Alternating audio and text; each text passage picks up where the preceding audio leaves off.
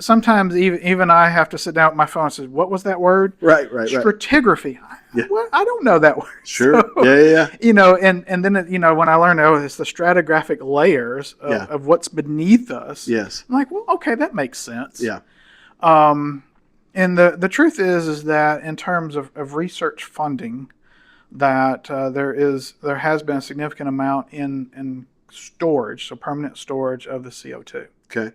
What's your take on it? Because there's a lot of people all over the place on this deal because, people who are associated with the industry, I spent a decade and a half in oil and gas myself, so you have a lot of folks commuting down here to the Beaumont, Houston area for work, specifically to work in this industry. Right. And, yet the flip side of it is most everybody that I know want to retire in some place that's lush and green and has a little bit of water, maybe a few fish around, Right. And so I guess my question for you is, where do you kind of sit on this thing? Because it seems to be, obviously with everything that's new, with things that come out that are rolling out new. I remember there was a time before where we actually had an instrument called a telephone and an instrument called a camera. Now, but with this carbon capture thing, it seems like we have just enough Google access to scare the crap out of everybody. Right. You know what I mean? Right.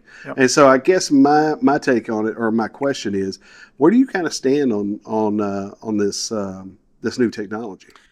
I think it's a positive technology. So Okay. let me go back a little bit and explain what exactly carbon capture storage is. Sure.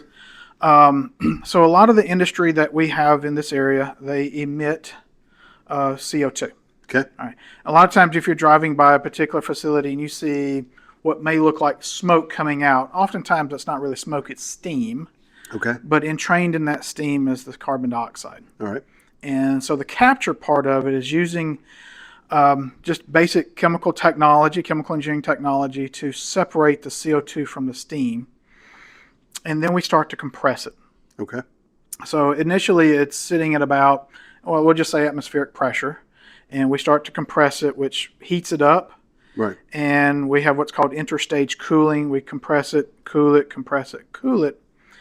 And we're compressing it to where it's getting, maybe wanting to start to form a liquid. Okay. And what we'll do is we'll pull out most of the remaining water in it. Okay. We're going to get it down to where it's 500 parts per million water.